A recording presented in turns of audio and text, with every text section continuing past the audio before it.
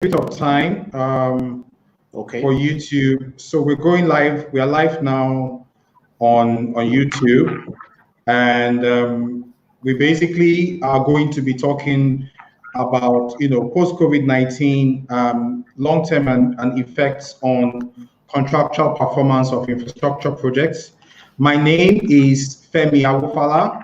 I'm the lead partner at Brickstone Africa, and I have here with me a number of my colleagues. I have Joachim, I have Chukwudi, I have Victor, and Obafemi. In the course of the live stream, they will basically introduce themselves and talk more about their basic objectives and their basic experiences in terms of post-COVID issues. I'll introduce everyone now to the African Catalyst. Is basically a platform where we discuss issues related to unlocking Africa's infrastructure and growth opportunities. And we basically do things like B2B events, web events, and other live stream events too. We also do things that have to do with Deal Room, where we do matchmaking events online. Also, you can learn a lot more about the African Catalyst at the website in itself. So the next thing basically is to get our audience to understand why we are doing a post-COVID-19 discussion series. And our objective is basically to get everybody involved in what the issues are and to take our minds away from the typical fear information we've all been hearing about, but to now start planning towards a post-COVID era, because we know, COVID-19 is going to change or has changed the world in itself and is going to change the way business are operating. But a number of businesses currently today have contractual obligations with infrastructure projects, and we basically want to see what kind of impact, what kind of response will they all be thinking about, going forward. Today's episode will look at issues related to post-COVID-19 and immediate and long-term impacts of contractual performance of infrastructure projects. And we basically are looking at infrastructure projects basically from the point of view of projects that are in the pre-financing stages, projects that are in the construction stage or pre-construction stage, first of all, then the construction stage and post-construction. And to give us a quick overview, I have a number of my panelists here, and I'll allow them to introduce themselves. I'm starting from Yauchim. We'll go to Chukwudi and Mr. Victor and Obafemi. Just a quick overview of who you are, what you're doing currently in the area, just to give our audience an understanding of yourself. Thank you. Okay. Yeah. Hi, I'm Joachim Baumgartner. I'm the founder of Green Rhino Energy, and we are a consulting company in renewable energy projects with a geographic focus of Africa. So currently, I'm engaged in the development of a utility solar farm in Zimbabwe, and also a microgrid portfolio in Nigeria. And it's all about making sure that projects get financed and then constructed. Okay. Next, Mr. Chukwudi. I'm Chukwudi, and basically I'm a construction manager with a heavy civil engineering background. And I've worked on various infrastructure projects, both in Nigeria and also in the United Kingdom. And I bring my experience of planning and delivery of infrastructure projects and also the commercial side of projects. Basically, currently working with Transport for London on our delivering an infrastructure project. With major interest, my major interest is in projects in Africa and how they get planned and developed. Thank you. All right, thank you, Mr. Victor. Hi, my name is Victor Utedzi. I run a company called ATC. We have got two lines of business. One is advisory, and the other one is development. On the advisory side, we've got a number of live projects, a 660 megawatt coal-fired power plant in Zimbabwe, and also a 30 megawatt hydroelectric power plant, which is actually very close to financial close. And then on the development side, we are developing a 25 megawatt PV solar plant, which is split into 2 phases, with the first phase having gone into operations in July. So we've got an operating business, and also, we continue to develop, other projects. I think that's it for now. Correct. And Mr. Obafemi? Okay. My name is Obafemi Uluwayemi. I'm a partner with Axiom Solicitors. We are a boutique commercial law firm that specializes in all aspects of commercial law practice in Nigeria. And my major practice focus is on project finance, corporate finance, and tax. So I advise on a number of projects ranging from infrastructure to real estate projects. All right, then. Thank you very much. So now that we basically have done the introduction, we'd like our listeners, we're about to commence the discussion now, and we'd like our listeners to be able to provide basic questions they have on the chat box. The chat box is right there. Any of the listeners can do that on YouTube, on our live channel. And we'll start now with the first question, which will take us into, a general overview of how this pandemic will affect, project financial closure, project construction and completion and commissioning. And we just want to have that as a quick an introduction for Mr. Chukwudi under like 5 to 6 minutes to just give us his own general overview. Thank you, sir. Thank you. My take on this is when it comes to financial closure, I think there are 2 sides to it. For those projects that have reached financial closure, they have a different take. But for those that haven't reached financial closure, the question is, where do they go from there? And it still boils down to the argument of them thinking short term, what do they do? Do they carry on, or do they knock it on the head? And for those that have actually reached financial closure, the question, a big thing now, is what happens? Do they move ahead on that? Because you've got financial agreements in place, and with the pandemic, how do you look into that? And does it affect the contracts? Do they need to review the risk? And I guess contracts will be looked at, which we'll talk about much later. And if you look at project construction, that I think will be hit quite hard, because you're talking about EPC contractors, you're talking about the supply chain, you're talking about labor, and there's a program in place.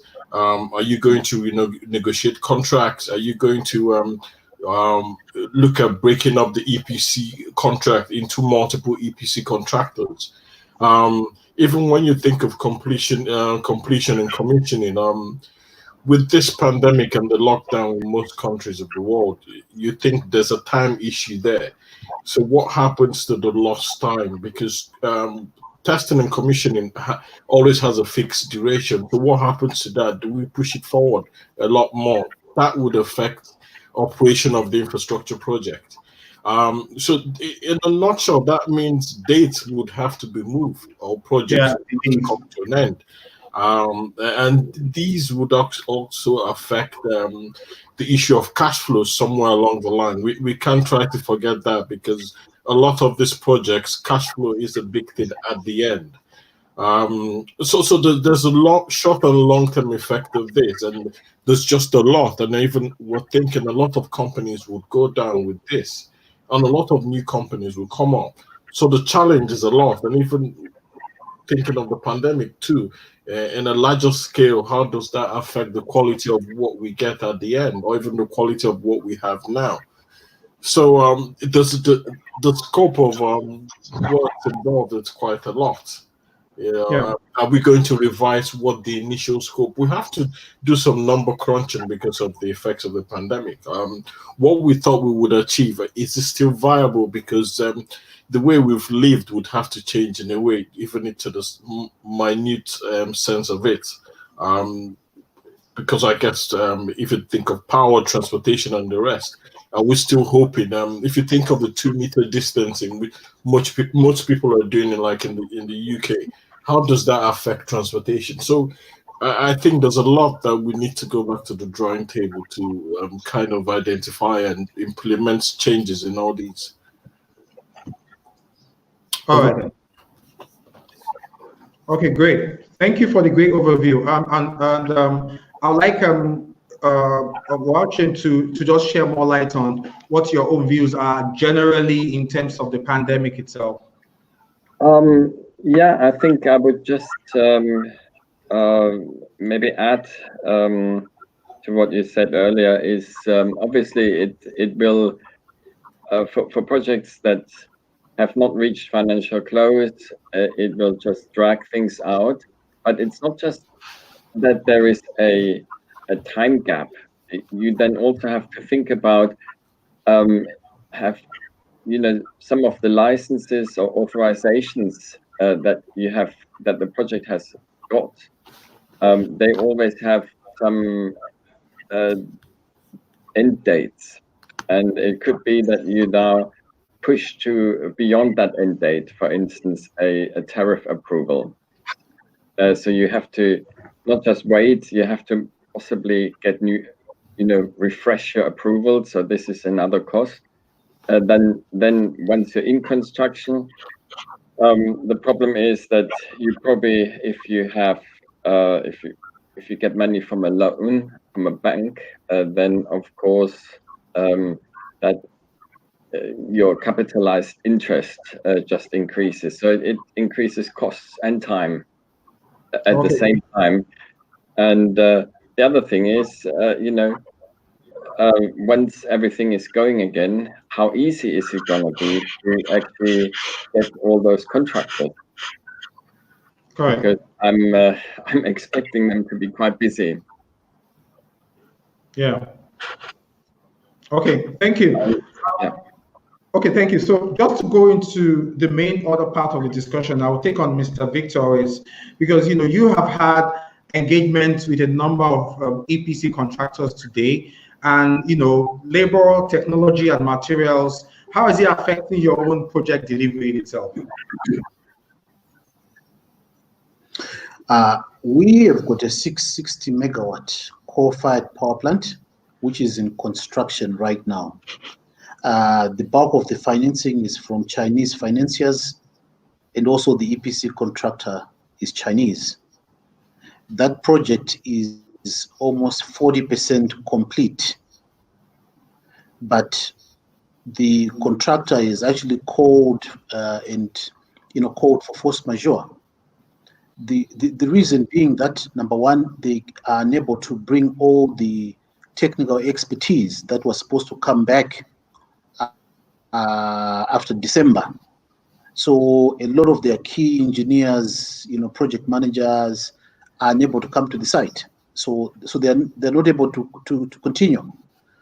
That's number one. Number two, they still have got skeletal staff at site, which must continue to be paid. So that's also now increasing the cost of the project, as you can imagine. Wow. Supply chain has been disrupted. Equipment that was supposed to be, in a manufacturing sort of line right now, that is stopped. Transportation, borders are closed.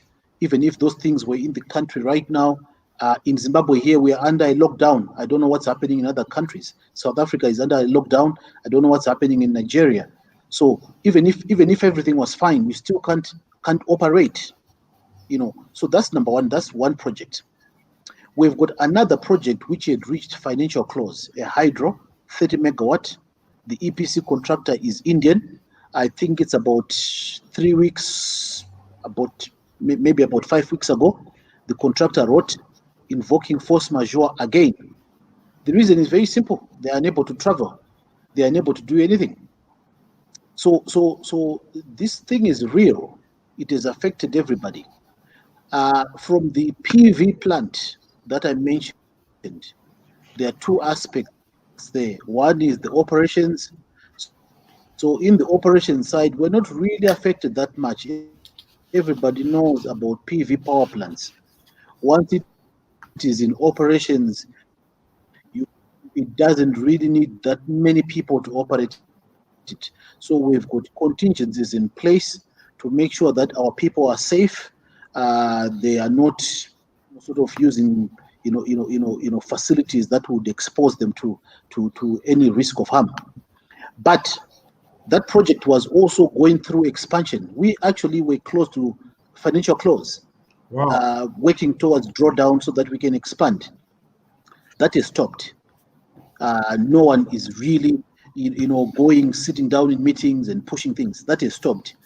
And we have to accept that. It's force majeure on everybody's part. So that is the reality that we are facing and that we must deal with. I think we can discuss further. So thank you so much for the background in itself. We'll now quickly go into the meat of the matter, where we will share on the issue which everybody has mentioned now of force majeure and the application in this context.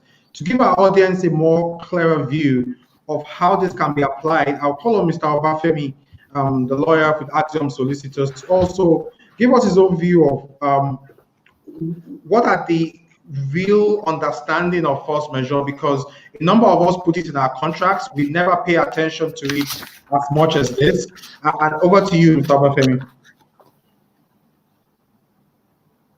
Thank you very much. Basically, what force majeure clause tends to do is to try to adjust the obligations of parties in events that certain extraordinary event occurs, that is beyond their reasonable control. Remember that the reason why we have contract is the basic idea behind contract is to ensure that the parties carry out their obligations under the contract, no matter what happens. But we realize that, there are some situations in which it will not make commercial sense for parties to insist on performance of contract. And that is one of those situations that the force majeure clause seeks to make provision for. So basically what the force majeure clause seeks to do is to excuse performance in those situations in which an event has occurred, which prevents one of the parties to the contract, from performing, and which event is actually beyond their control. Okay, thank you so much. So in a nutshell, right, we all see that these situations have one party is disadvantaged, the other party is waiting for performance and things. Is that how do we now resolve issues? Because somebody has to come to the table and some costs have to be borne. So the question now is, who bears these costs? I'd like to throw it to Joachim, and also taking after from there, Chukwudi, is that how do we commence a discussion around this? How do we negotiate the damages that has been caused by natural forces of this pandemic, and how do we move forward? Yeah, so this is a big problem. Obviously, as Femi mentioned, the force majeure clause typically only provides you with the right to relieve of your obligations, and if it's and then there is also a prolonged force majeure event, usually half a year, when you can then terminate your contract. But you don't really want to do that. This is really something you don't want to do. But the question is, who pays for it? Because the force majeure clause itself doesn't actually pay for it. So usually, when you look at the typical force majeure events, if it's natural force majeure events, such as earthquakes, then obviously insurance would pay for the replacement cost. If it's a political force majeure event, this is a little bit more difficult, and sometimes you get deemed energy payments. Sometimes you get an extension of the of the contract. That means then you usually maybe say your PPA is for 20 years. And if now the force majeure event lasts for 4 months, you would then get an extension to those 20 years of by 4 months. However, so that's good. I think that's something that can be done. The problem is how you're going to pay the lender. And you may need to go back to the lender and say, we have a problem.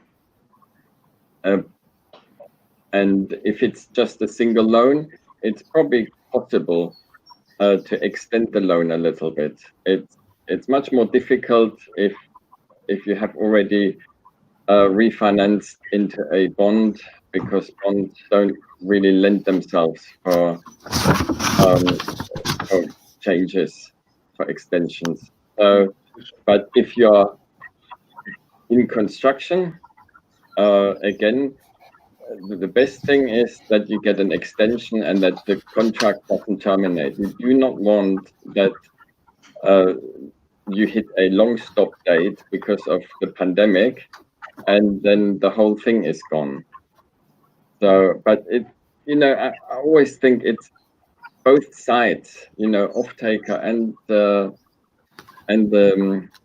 project developer. We all want that power plant. We all want that infrastructure project. So I think I would hope that even if it's not to the nth degree detailed in the contract, that there would be enough goodwill between the parties to make that work.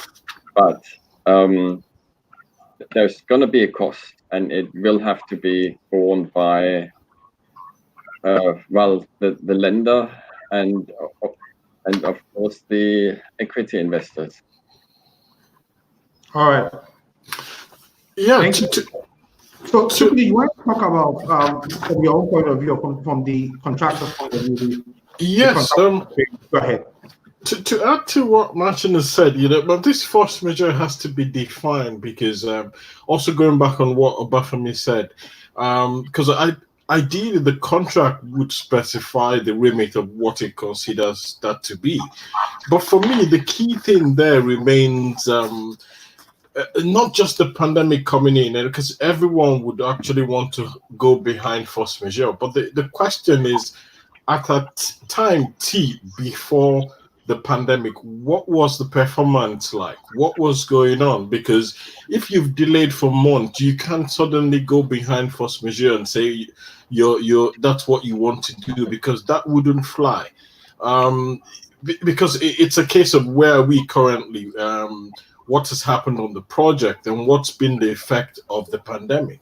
But if there was nothing has moved before the pandemic, then the issue of going behind force majeure may be a big issue. Because I think this is the best time to be a lawyer, because lots of people are going behind force majeure. And if you, it was written not too long ago, Victor, I'm sure you can confirm this, and in South Africa, Eskom has actually issued to the operator a force majeure of the wind farms. So now most of them are saying, you know what, we need to get to the table, because most people would not want to accept force majeure, because there was a time before that, and what's been the progress. But like it's been mentioned, someone has to pay for this, and I think that's still where we talk about the risk on the project. What's been allocated to certain risk? I'm sure a pandemic maybe wasn't considered by a lot. But that's why maybe the issue of having a risk kind of management system works, whereby you do have money to draw down from in the time of risk. But this is really a hard one, because I'm thinking a lot of these would have to go to court for the decision to be made. Yeah. So in the case of South Africa, just to reinforce that point. Because of this COVID-19, demand for power is really fallen substantially. And this is happening in every country. Even in our country here, I'm sure it's the same thing in Nigeria. large industrial users are not, consuming power. So while South Africa has got a wide variety of sources for generation, thermal power plants, nuclear, PV, solar, wind projects, the buyer of power, Eskom, decided that I'm not taking power from wind power plants, only wind, not from their own power plants, not from PV solar, not from any other source, but I'm just not taking from wind. And they're invoking force majeure for that. So you can see that, there's a discussion to be had in that regard. Yeah. And the question is, for sure, who is going to pay? And what does the contract actually say?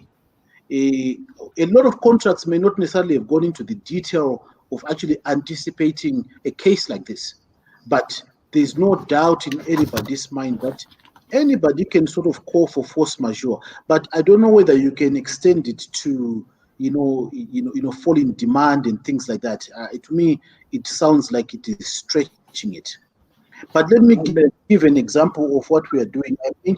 I mentioned our PV plant.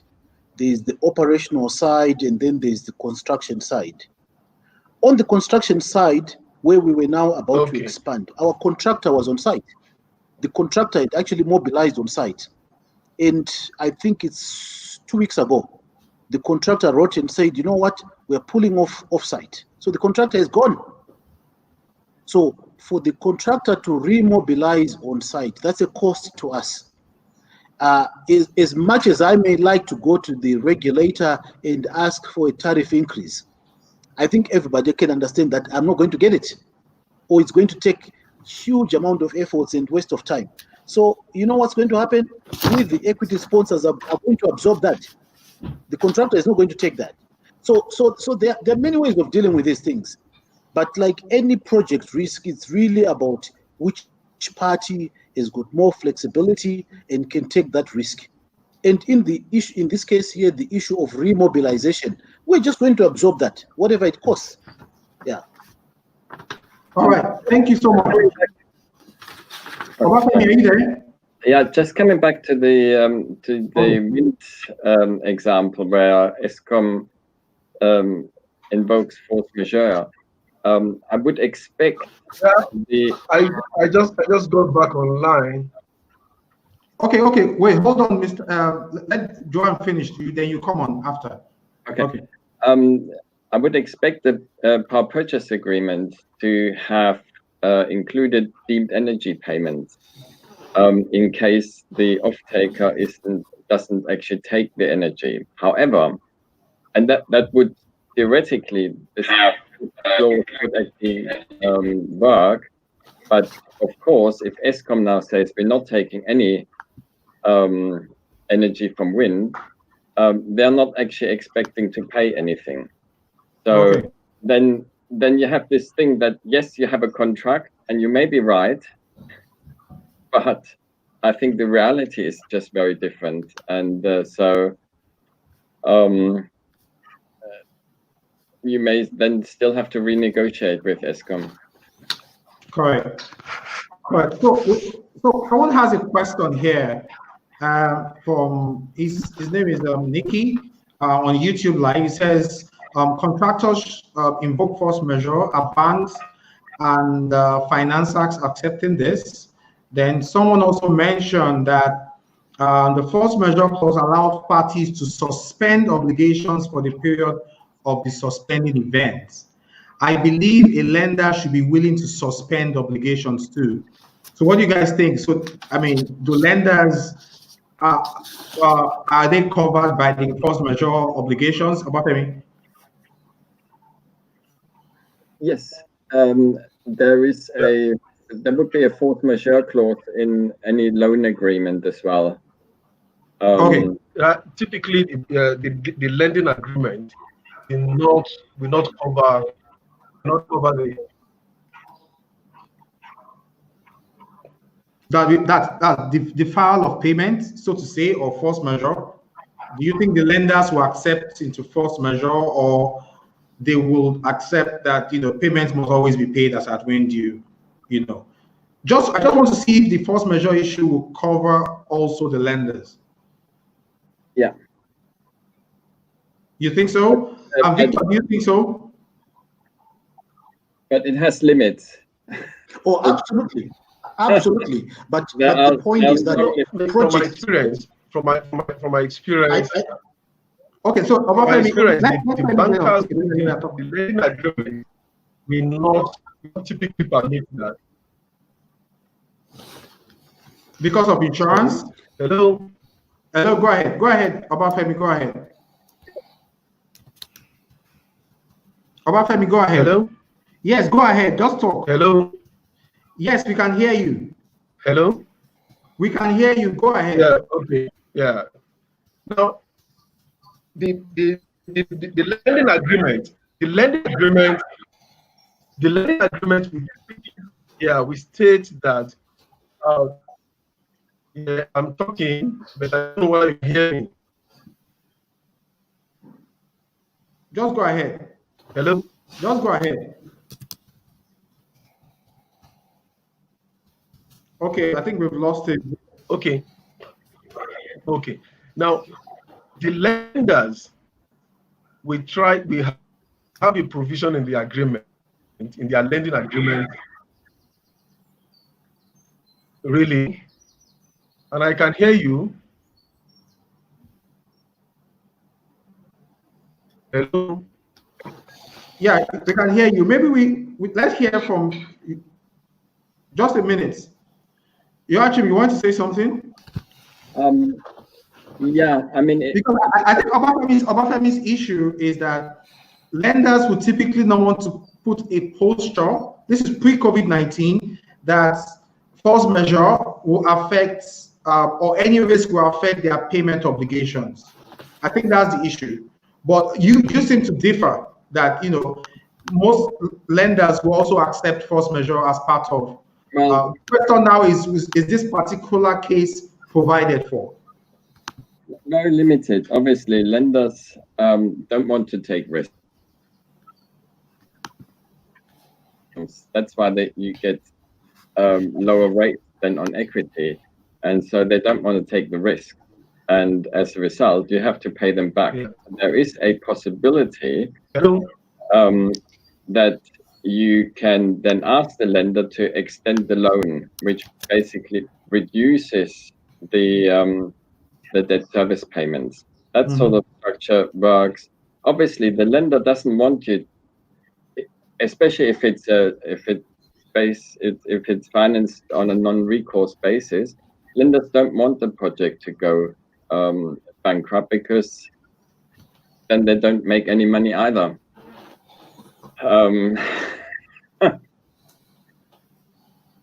But they're not as flexible as equity investors. Correct. Because they would argue that you should actually, someone else should take the force majeure event. You know, the force majeure event, someone else needs to provide you with the money for that if you don't have that. That's why like you have a contingent equity or something. Things like deemed energy payments. No, but this is that's a very important point. This is why when you are negotiating project finance, lenders are always asking for strong sponsors. Yeah. Because we now have got these renewable projects, anybody can come in and try to be a developer. But what really drives success here is lenders are always asking, when things go wrong, and we know things will always go wrong, is there a strong sponsor behind this project who is going to stand behind this project and provide sponsor support, financial support to actually make sure the project can still go ahead? Correct. That's why the need for strong sponsors is very important. At the end of the day, like Joachim is saying, really, regulators are not going to take some of these risks. Lenders are not going to take these risks. You, the sponsors, this is where you stand up and you actually stand behind your project. So the issue of strong sponsor for those who are developing projects, when lenders are talking about sponsor capability, this is where it comes in. Your balance sheet, this is where it really comes in. Correct. So, Obafemi, are you back? So, yes, I'm back. So the point I wanted to make earlier was that in a typical loan agreement, the bank will like to state that the occurrence of a force majeure event will be an event of default. And if it's an event of default, it gives them the right to accelerate the loan. Now, whether we actually accelerate the loan in view of the occurrence of a force majeure event is a commercial decision for them. So they want to hold that right. They want to be the one to dictate things in that situation. And that is where, like Martin said, they are different from the equity investor. So they can stop further disbursement, based on the assessment of the situation, and they can say that, look, the repayment is due under the contract.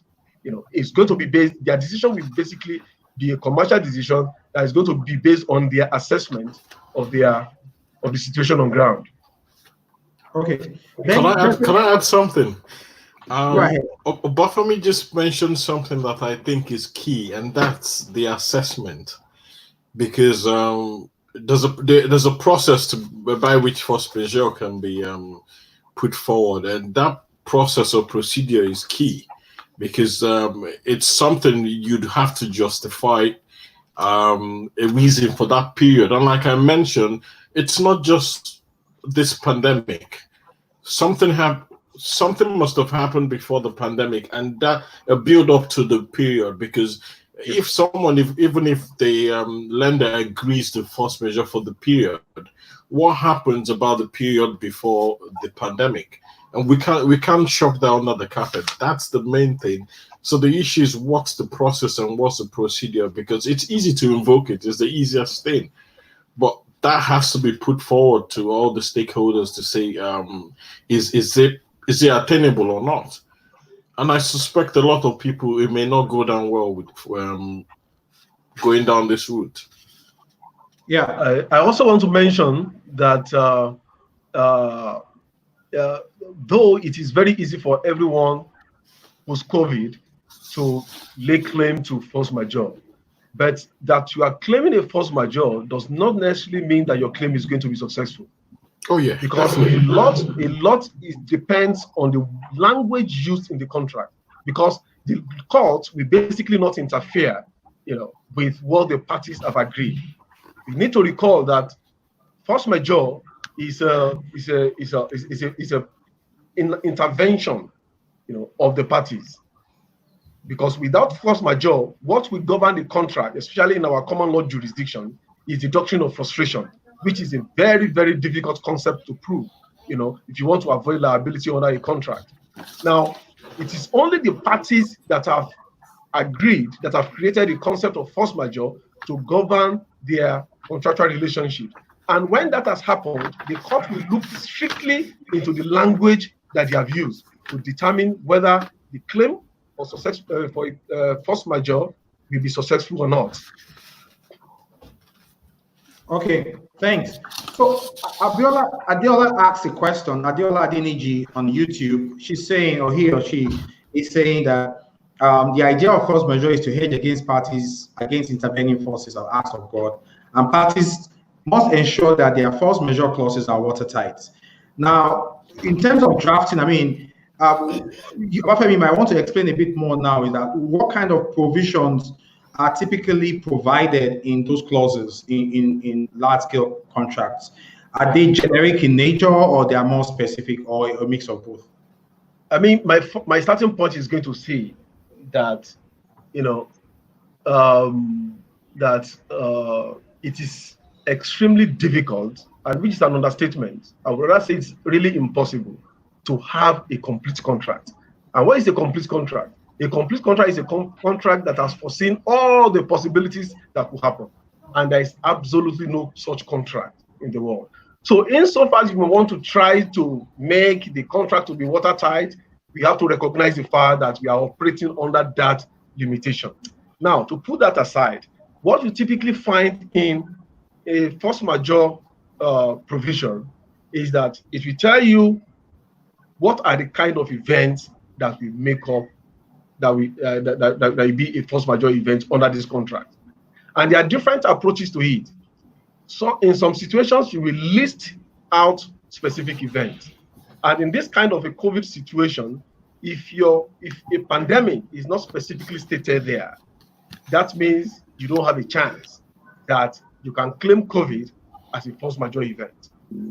Now, alternative route of drafting it is to create a criteria for determining what will be a force majeure event. And that's what will typically happen in that situation, is that you use a language that says any act that is beyond the reasonable control of the party. Now, when you use that kind of language, the question will then be whether this COVID-19 is one of such events that is beyond the reasonable control of the parties. I mean, the chances are that it will qualify. Yeah, because of the kind of spillover effect, that has happened. And in some drafting, it combines the two methods, listing out specific events and also stating some general provisions which set out a criteria for determining what force majeure event is. But I also want to mention that in some contracts where events are specifically listed out, they may not mention pandemic, as one of the force majeure events. They might have mentioned an act of government. Now, when we look at the situation we currently have, because of the pandemic, government acted by making a lockdown policy, all over, in most countries of the world. Now, the effect of that lockdown policy will most likely qualify as force majeure in many of the contracts that has act of government, as one of the force majeure events, even though you do not have a pandemic expressly stated. I mean, yeah, what I often see actually in contracts is that in the force majeure clause, force majeure is that we distinguish between natural force majeure events and political force majeure events, and sometimes depending that there could also be a currency force majeure. And yes. So then the question is, does COVID-19 fall into political force majeure? I probably don't think so, because political force majeure is really to do with political interference, embargoes, sanctions and things like that. Discriminatory interference. But couldn't COVID-19 actually fall into the category of change in law? Because they put it in law, the lockdown regulation. And so if this is actually negatively affecting the finances of your plant, then this could trigger actually the change in law clause. But I'm just thinking. Okay, there's another question here from Jackson. He says, will insurance cover occurrences like COVID-19? I think you want to share on that too. I don't. Well, depending on what insurance you have. If you have, so the normal all risk insurance, which incidentally doesn't cover all your risks, probably doesn't cover that sort of thing. It would cover delay, startup delays. It can cover physical damage, but it actually is only there to replace damaged goods. It does not. So you would actually need to take out a business interruption insurance in order to make up for lost revenues.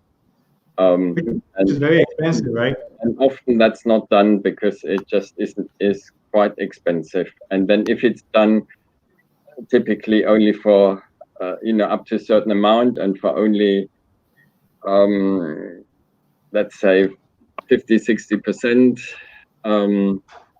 or just for a short period, I also wonder actually if going forward such an insurance will be actually made available, because it would be just so expensive if it included an event such as COVID-19. Victor, you want to share on that? I think it's actually an uninsurable event. Okay. Just to reinforce that point, insurance will cover it if there was a specific request for such an event. But in construction projects, the kind of insurances would be, material damage, fire handling, etc., third-party insurance, cargo, road transportation to site. Those are the insurances we take. Hardly do people really sort of take, things like business interruption. That's also the kind of event that the sponsors would stand behind. You don't actually pass it to the lenders. You don't ask for more time. You don't ask for a higher tariff. Typically, you will see that the equity guys will take a knock on that. In operations, we've got insurance in operations. Again, we are taking insurance to cover, material damage, theft, but we're not taking business interruption as a result of being unable to operate because of a blockade imposed by a global event like COVID-19. So I would be very surprised if anybody out there had specifically gone out to actually negotiate an insurance contract to cover for an eventuality that COVID-19 is. I would very much doubt that. And all I can say is you can almost say this is the equity risk. Equity sponsors will take a knock here. Correct. Okay. Now, back to our trail. We're almost rounding, but so this question basically is, considering asserting a force majeure event or frustration, must be cognizant of the serious consequences which may result from a mistaken assertion.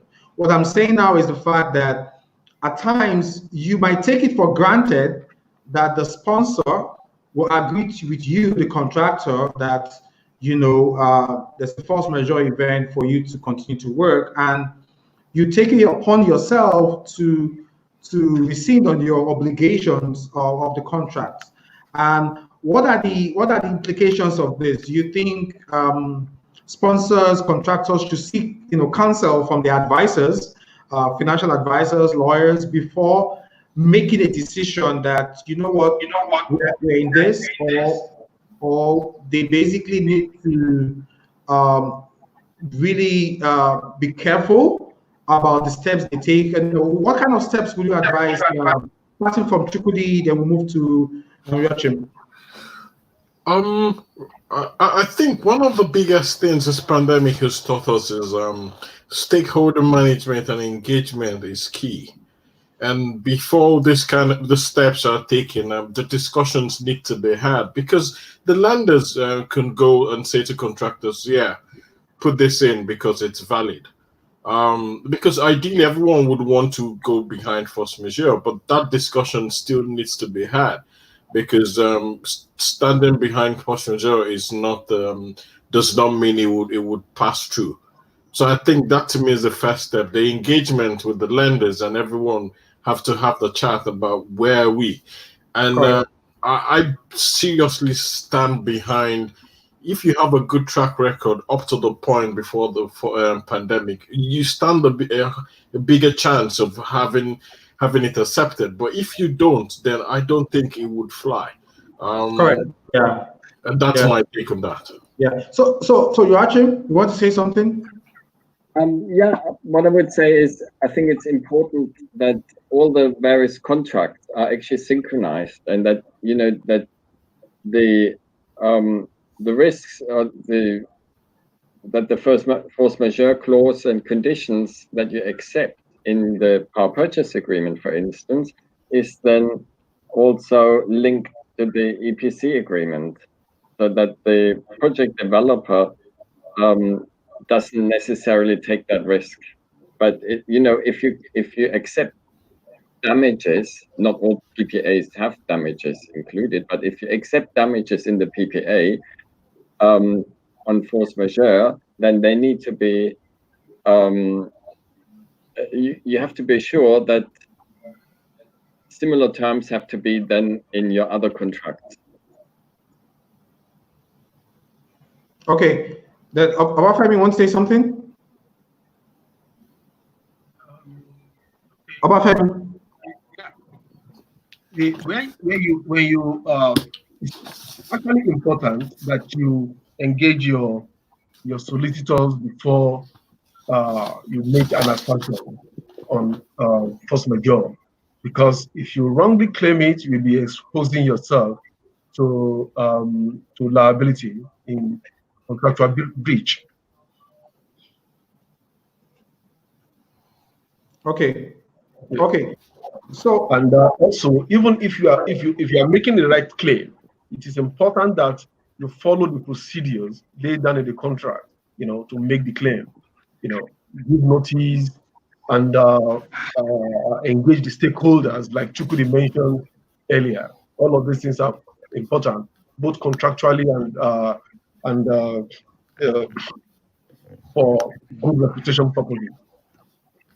Okay. Now, just to also ask, go ahead. Yeah, right. Every force majeure event would affect the project in terms of additional cost and also in terms of additional time. Those two, you cannot get away from that. I think the question then is the whole point of, while the contract may try to anticipate those issues, but there's a discussion there. And some of these things you need to have anticipated them. But I've seen how difficult it is to try to pass on the costs to regulators. I've seen how difficult it is to try to pass on the costs to lenders. I'm still trying to emphasize the point that it is very important for equity sponsors to have some sort of strong balance sheet to be able to anticipate additional sort of cost overruns caused by whatever situation, and also additional time.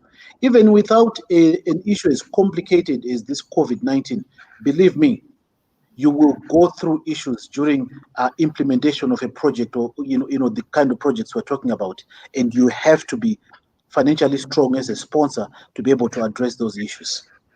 Correct. Thank you.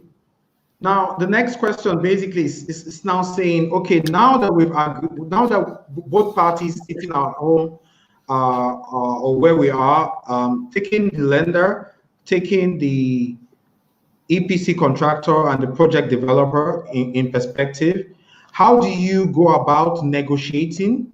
Someone has to reach out at first and say, guys, you know what, I can continue. I'm also sure that the lenders will put up a defense that we can't discuss this now and things, but you go and sort it out, go get your equity and things. But from your experience, Joachim, how do you think, what would you advise sponsors at this point? How do they approach the discussion? What's the best route, or the EPC contractor, whoever is felt aggrieved about this situation more?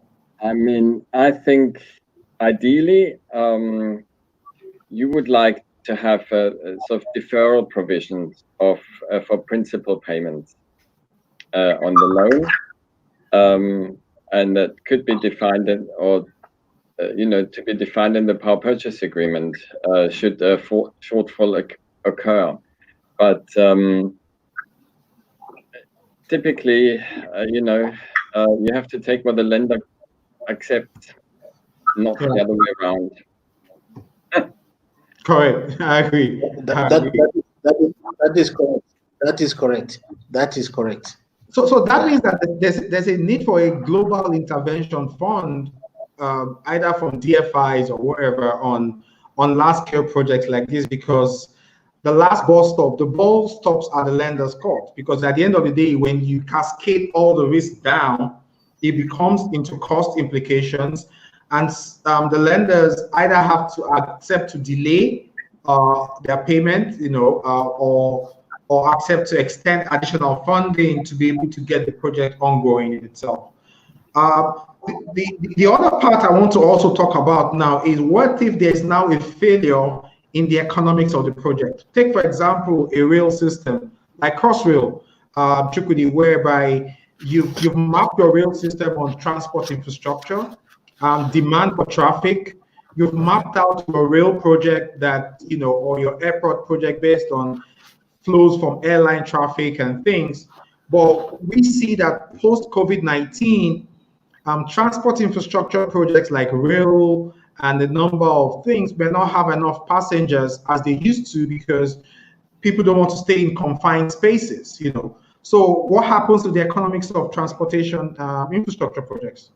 I think all of those projects that you just mentioned, railways, airports, and traffic or road works, they were difficult projects to finance to start with, because they are always based on some sort of traffic surveys and traffic predictions that are extremely difficult.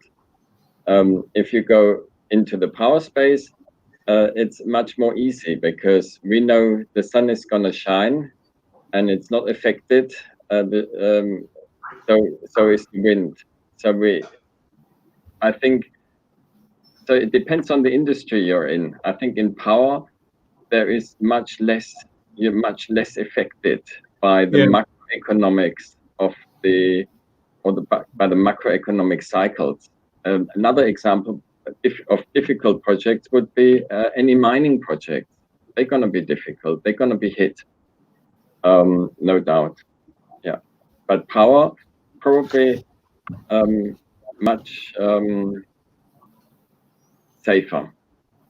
Okay, but let's be clear. So let me just on that transport issue.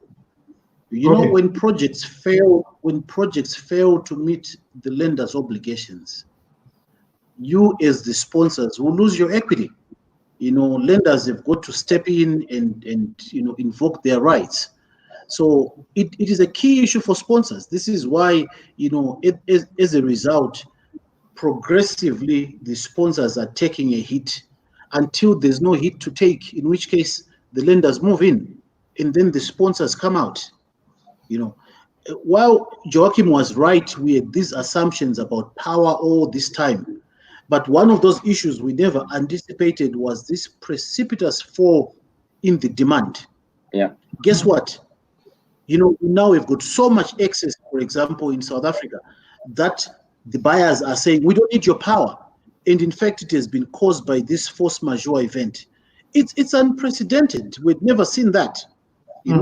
What we always were wondering was, would the sun shine? Would the wind continue sort of to blow? But never about this demand issue. So there are a lot of issues we're dealing with here that are very novel. And, while contracts may have anticipated some of those issues, but not all of the issues. Okay, so but Victor, my point also is on, before COVID-19, if you were doing a real project, you have forecasted demand that a lot of people in an area will take on your rail, right, or your transport related project. But post COVID-19, there's still going to be obligations that people should not stay in confined spaces. So you find airline traffic drop, you find real traffic drop, but this drop might be so huge that even your traffic study in the last 10 years will never ever think that your rail traffic wouldn't be this much again. So let's even assume you are post-construction, you are now operating. So the issue will be your debt service. That is very clear. That is very clear. I'll give you an example of a well-known infrastructure fund out of Johannesburg that invested in an airport in Tunisia.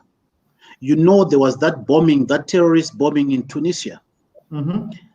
After drawdown of the funds and construction and things like that, After that terrorist event, demand fell.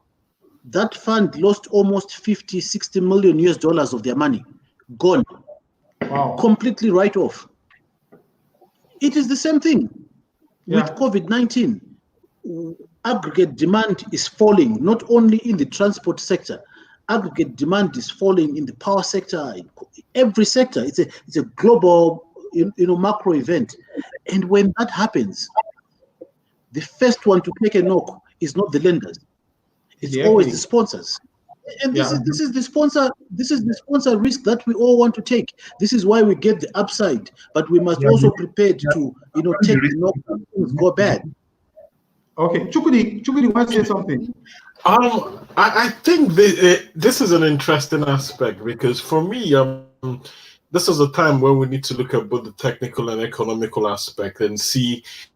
We need to face reality, and I agree that maybe our numbers are wrong, or not wrong, or our numbers have to be adjusted in line with what's happening, because footfalls would reduce. And when you think of footfalls, we've made calculations on those footfalls, and from those calculations, we've decided what's the repayment plans and things like that. So I'm thinking at this point in time, it's the time to have that discussion and say, can we revise our numbers? Can we look at the scope of what we're planning to build? Or can we cut back on these things? Because they would be affected. Footfalls would be affected. Are you thinking of transportation modes? They would be affected for a long time. So maybe those numbers, we have to revisit them. So those assessments would have to change. Or take a safety net on them, or look at it from a risk approach. So I think that's the best way to go forward, to look at those numbers.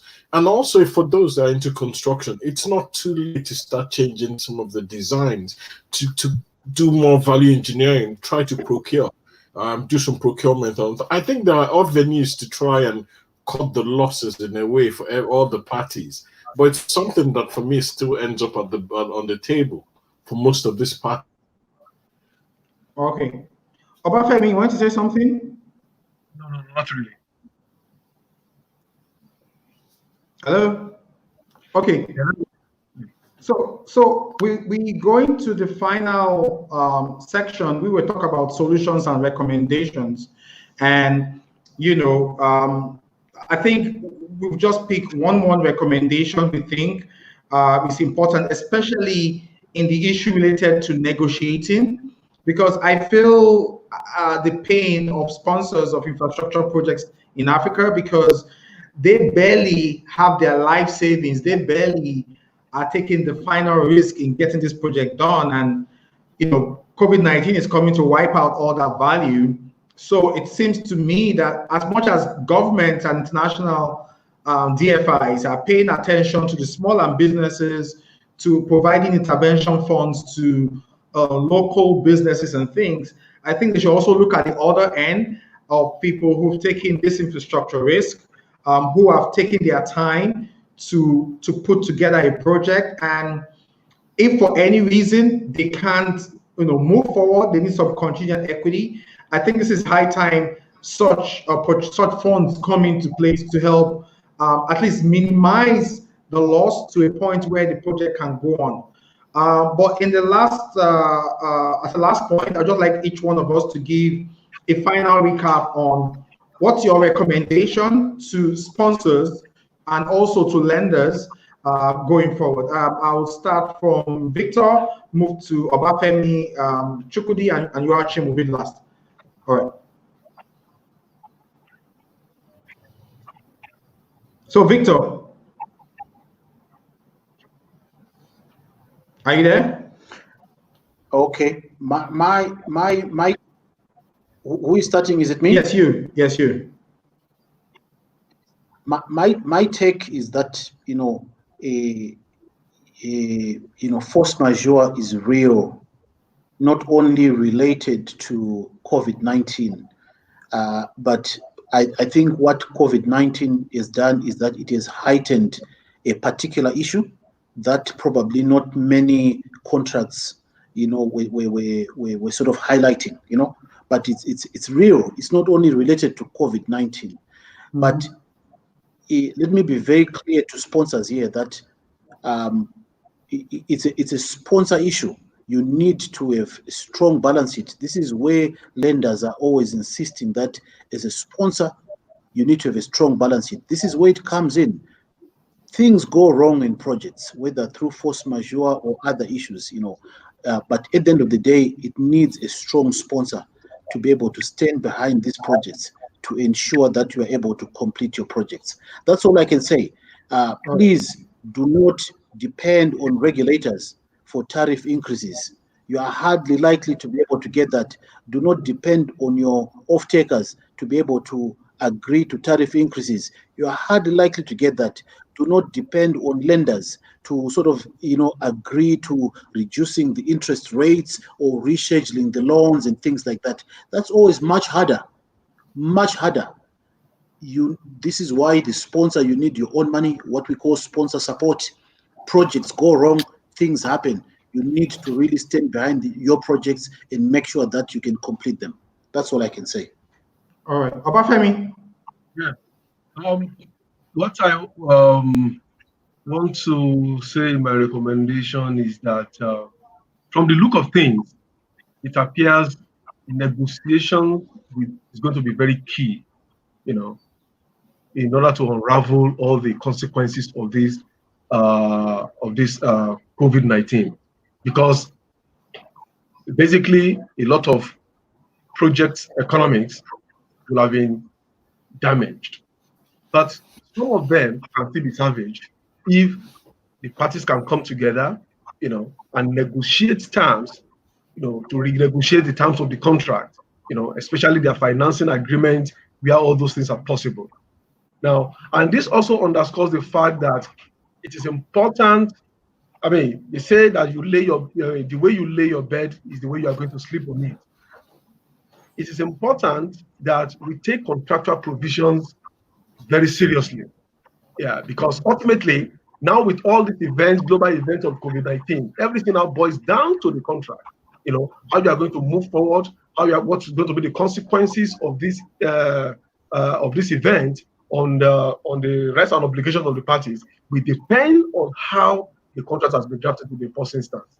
So that means that all these things need to be taken seriously. And the reason why I mention this is because force majeure clauses in contract, they are called boilerplates. Most people, even lawyers, don't even pay attention to them very, very seriously, because I mean, they are more susceptible to this copy and paste syndrome. You need to develop terms that are bespoke to your specific situation. Thank you very much. Thank you, Chukudi. Yeah, to conclude, I think most of the speakers have actually said things, but I just want to add a couple, and I've mentioned some before. Some of what we're saying, I guess it might get to a time where sponsors have to put more money on the table, and there's also the option of it's unfortunate, but a number of EPC contractors could go down.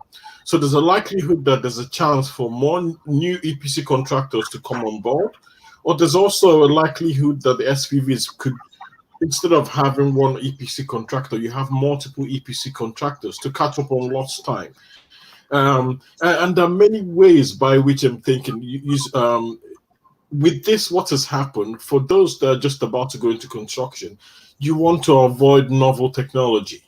You want to look for ways to cut back on time. Not the bad way, but things like commissioning and the rest. Because if you're using things that have been used before, you might actually look at how to avoid the long commissioning period, and maybe still catch up, because everything has a date. So I'm thinking catch up on your dates, and look at alternative supply chains, things like that. And one key thing is, like everyone has mentioned, a revisit on the contract, and a key role to look at risk, because a lot of these things could happen. And moving forward, how do we ensure that even if the pandemic continues in a much smaller scale, how do we work around these things? And for us now, I'm thinking this has exposed us with loads of projects, having loads of projects being done by expatriates or people from different places or supply chain. It's an opportunity now to look inward and look at various areas. So if something happens, we can always have a fallback. But for me, the key thing, most important thing for me here is the engagement between the sponsors, the lenders, and the contractors. And as someone who's worked for both client side and contractor, I still think most contractors need to make sure. I'll quote something. I'm not a lawyer, but there's a law phrase which I paraphrase as, "He who goes to equity must go with clean hands." It's not the right thing, but what I mean is, to go to the table, you need to make sure that you've got the right moral standing to go to the table. Because if I'm a contractor and I've not performed well enough, I can't go to the table and be asking for more money, more extension of time. Not justified that I need to really be given such an opportunity. That's my. But it's a lot of discussions. It's a lot of deliberation and negotiations. Okay, Joachim. Yeah, maybe just one other angle here slightly is, and that goes back to the fallen demand. I think it's really important that we maybe give up this thinking that we need this long-term power purchase agreement that basically gives us the right to feed in all this energy that we're producing, and have to think about that, have to think about that demand can fall, and that that the economics of the project actually makes sense in those circumstances as well, and not having to rely, because this a long-term power purchase agreement on a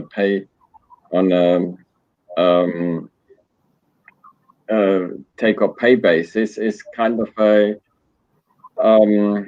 it's almost like a subsidy, and it doesn't work in something like a pandemic.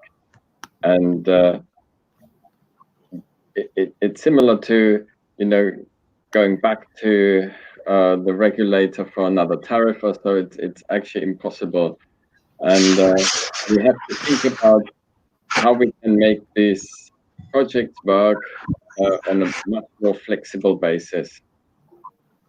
I mean, microgrid projects, for instance, they don't have that same.